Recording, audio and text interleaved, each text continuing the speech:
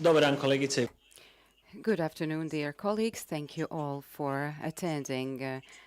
Ahead of the parliamentary summit of the Crimea platform in Zagreb, the Prime Minister of Croatia, Andrej Plenković, welcomes the Speaker of the United States House of Representatives, Nancy Pelosi. We will first hear their statements, and then you will have time for questions. Thank you very much. I am honored to welcome the Speaker of the United States House of Representatives, Ms. Nancy Pelosi, to Zagreb and to the government of the Republic of Croatia. I would like to welcome her again to Croatia and tell her how happy I am that she joined this initiative and she came to the summit that Croatia is hosting with great pleasure and with unwavering support to Ukraine. Our discussions today were focused around two topics. First was the further cooperation between Croatia and the U.S. In providing support to Ukraine in the political aspect and different political initiatives, but also we talked about specific aid, humanitarian aid, economic assistance, financial aid, and support to all Ukrainians that, for example, came to Croatia for refuge. Croatia has been providing assistance to Ukraine in the previous months because Ukraine is the victim of Russia's aggression to their country.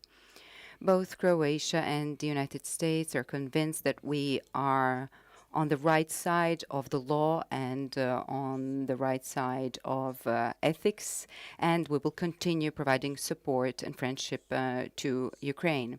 The second topic was the relationship between the United States and Croatia. We both expressed our positive outlook and our positive attitude towards the relationship between two countries. Croatia has entered the visa waiver program a year ago, and we believe that this was a very good decision that will improve and make easier communication between our two countries. Croatia is also one of the first countries to integrate the Global Entry Program. This is a program introduced by the United States and Croatia, one of the first countries to enter. We are also negotiating on the double taxation agreement, and we want to improve cooperation in all aspects of the economy, especially the energy sector. We also discussed cooperation in defense, which has been the most developed form of our mutual cooperation. Croatia also appreciates the support of the U.S. When it comes to their understanding of the Croat situation in Bosnia and Herzegovina. And this was obvious from the statements of the American diplomacy several weeks ago at the time of the elections in Bosnia and Herzegovina. We also appreciate the support of the United States of America to the basic foreign policy objectives of Croatia. We're talking here about integrating the Euro area and the Schengen area. These two accessions will make Croatia a stronger partner for the U.S. in the international scene and also a stronger NATO partner for the U.S. We will continue cooperating and we'll continue our dialogue on all topics related to the wider region here in Europe. I'm really happy that President Pelosi joined us today, the Speaker Pelosi joined us today, and I am sure that her contribution tomorrow will be a very good one. Thank you. Thank you very much, Mr. Prime Minister, for your words of welcome, for the opportunity to hear your views as to what is happening in Ukraine, and to give us the opportunity to thank you for your tremendous leadership. when it comes to Ukraine and, of course, Croatia. When we received the invitation, when I was in Berlin for the G7, and the Speaker of the Ukraine Parliament, I think they call him Mr. President there too, we call it Speaker, but extended the invitation to come to Croatia for this meeting, it was clear that he felt very comfortable inviting speakers of the world to come here, because the friendship that you have extended, the appreciation you have for the courage of the Ukrainian people in their fight for democracy, which is a fight not just for Ukraine, but for democracy throughout the world, and for the military assistance you have provided, the refugee assistance that you have provided, the moral assistance that Croatia has provided under your leadership, Mr. Prime Minister.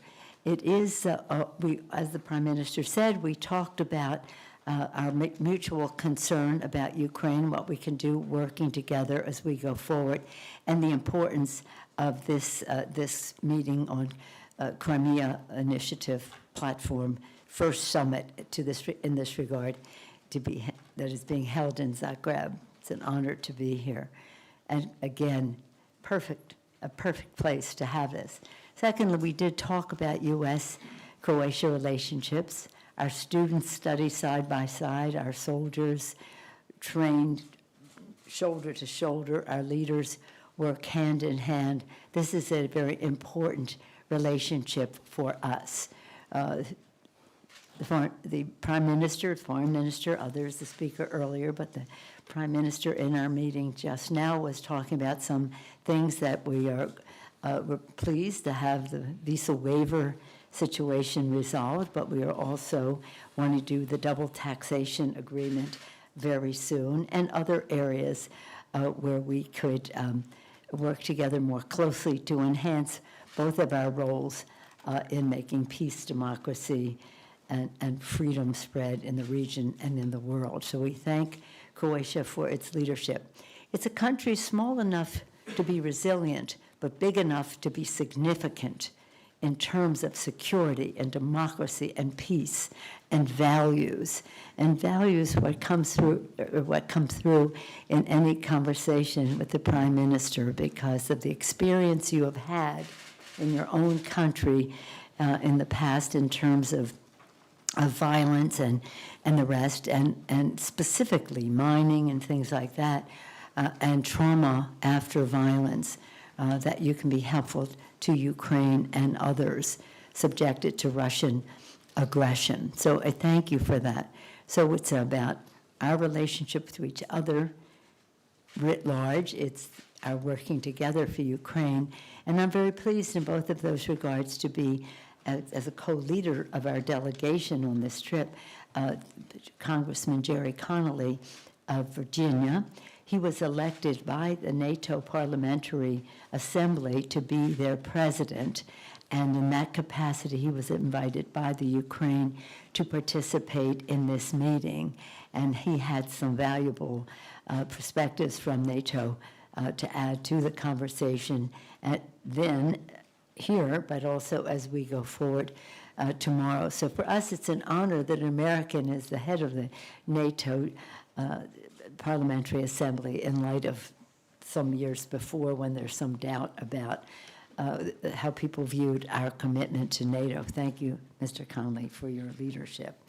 The security and stability. When we travel, when we leave our country, when any of our delegations go forward, and just recently we had the chair of the Armed Services Committee, Chairman Adam Smith here, again focusing on the importance of the U.S.-Croatia relationship and security. Security is our number one issue. Economics, that's one of our primary issues as well, and governance. And in all three areas, we have a very positive relationship, and we learn a lot from each other. We certainly learn from Croatia.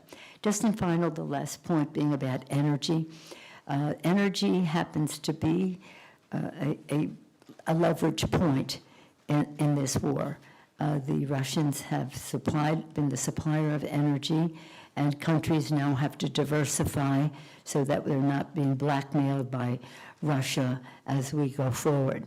A leader in showing the way in that regard has been Croatia, so thank you for your leadership in that regard, Mr. Prime Minister. Thank you for the honor of visiting with you here. Thank you for the hospitality you're extending to all of us for peace in Ukraine, and thank you for your personal leadership in all of this. I yield back. Zahvaljujemo za ove uvodne riječi. Thank you for these introductory remarks. We have time for a couple of questions.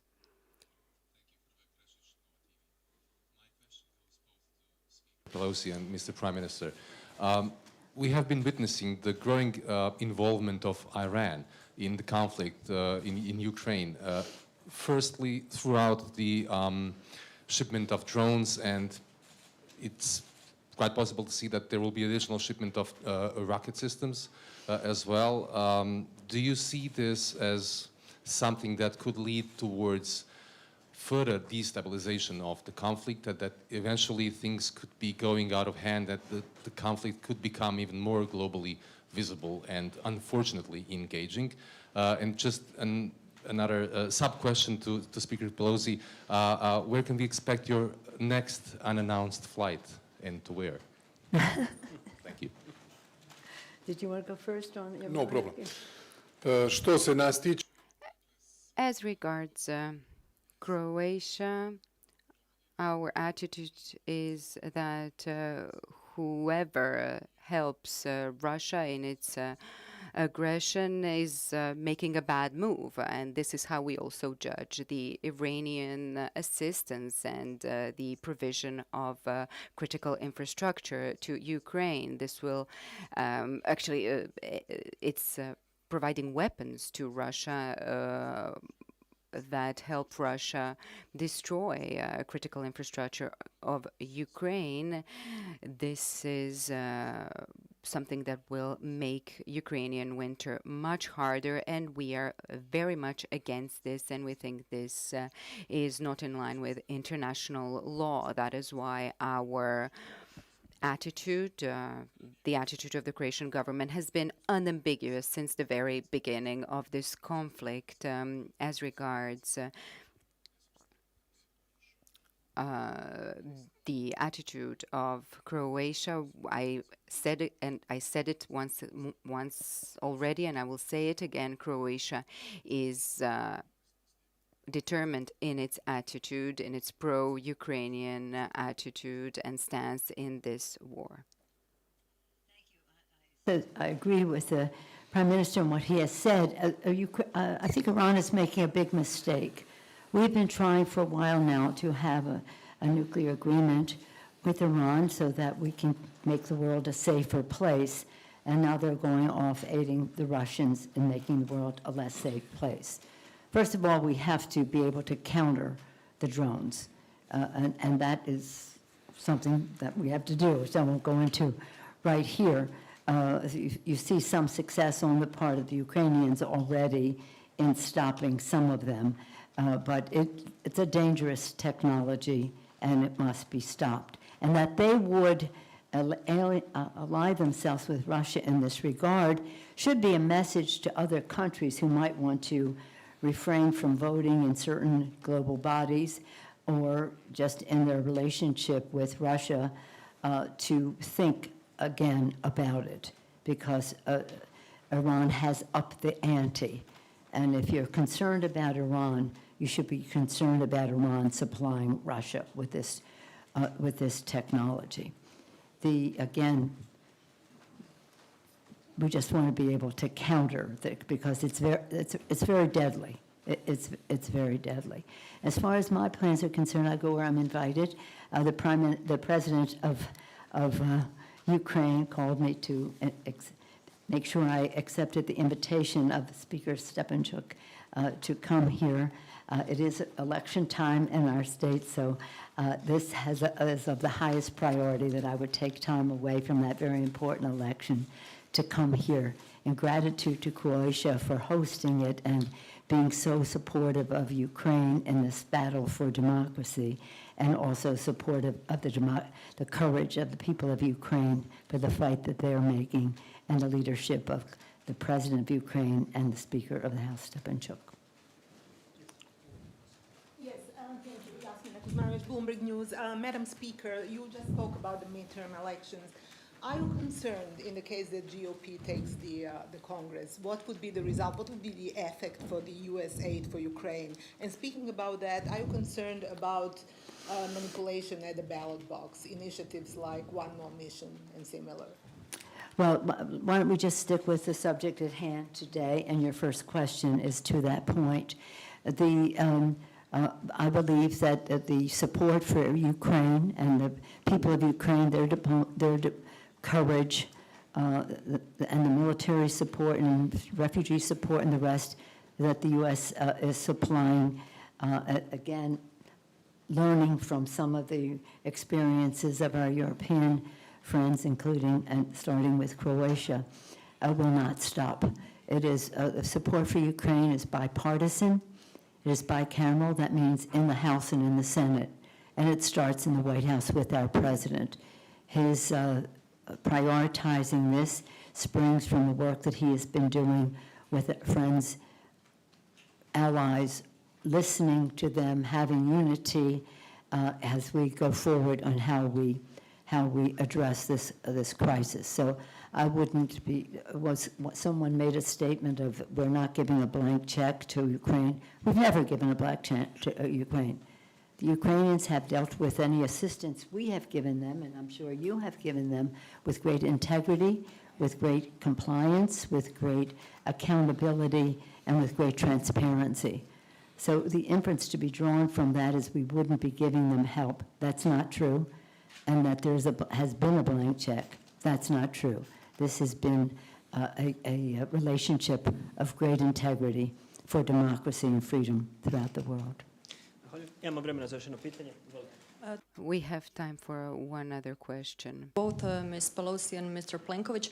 So the whole Europe is struggling with an energy crisis, and Croatia's partnership with the U.S. has proven to be an additional advantage. The U.S. has also previously supported the construction of the LNG terminal on the island of Krk. So my question is, what particular topics did you discuss in concerns of energy and the partnership of Croatia and the United States? Well, we spent a great deal of time on that because, quite frankly, it is a source of great encouragement and joy to us to have this very strong relationship. I'm the first Speaker of the House to visit Croatia, but this is not my first visit to Croatia. I came during time of war, and I saw what Croatian people were subjected to at the time, and see now how that experience is benefiting people of Ukraine and other champions for democracy throughout the world. So thank you, Mr. Prime Minister, for your courageous leadership in that regard. The Kirk, that is complete now, right? That's complete.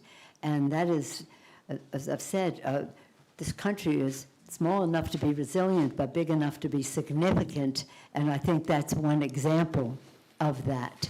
And to hear the plans that Croatia has for giving, in a very entrepreneurial way, giving others in the region the opportunity to be self-sufficient and not be subjects of blackmail of any country for their energy products, and including, of course, starting with Russia in that regard. So it was a great compliment to Croatia for what they are doing. Great joy to behold the completion of Kirk and what that means, and to hear further plans that Croatia has as we go forward. And of course, you're blessed with hydro, and again, an entrepreneurial spirit to develop other means of energy, in addition to the diversification, which is very important, not only for political reasons, not to be dependent on anyone, but to save the planet. So thank you for your leadership in that regard, Mr. Prime Minister. Evo samo nekoliko riječi. Ja sam iskoristio prigodu.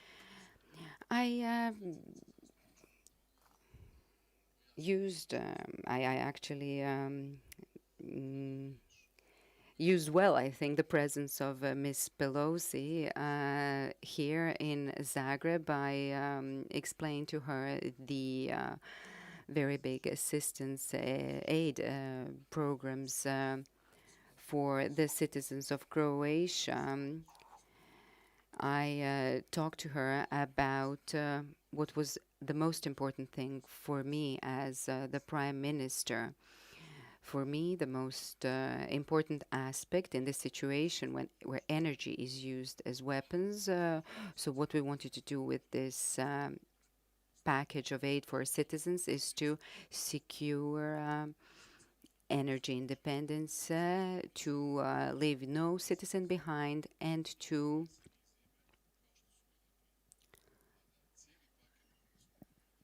secure a price cap for our citizens for energy.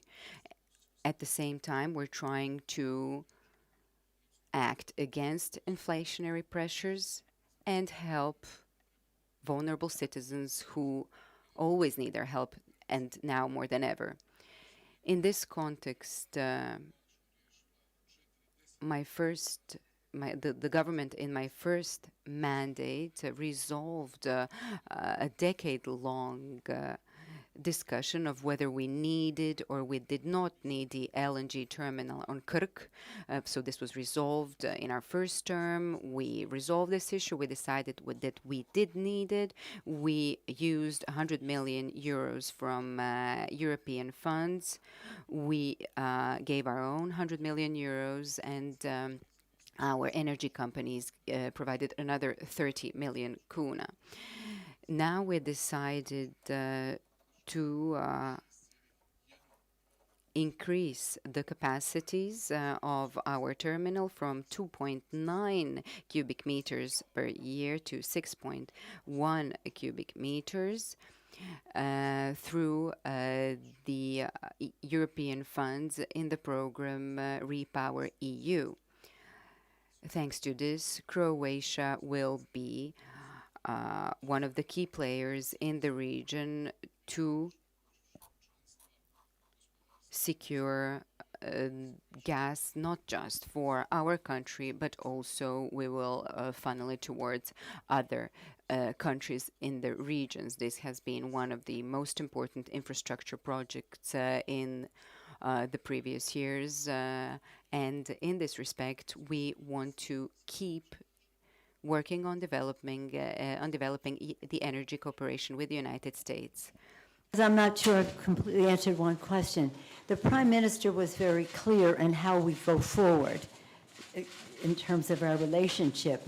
We talked about the visa waiver that has already been affected, how we need to have the double taxation agreement, and that will be soon. We talked about the situation in Bosnia in terms of the respect for Croatians there. And we talked about Schengen. So he gave us a full agenda to take back to the President of the United States, as well as to our Secretary of State and other relevant, and to the Congress of the United States. Thank you, Mr. Prime Minister. Thank you. Thank you very much for being here. Doviđenja. Excellent. Thank you very much. That was really Absolutely. No, this was great.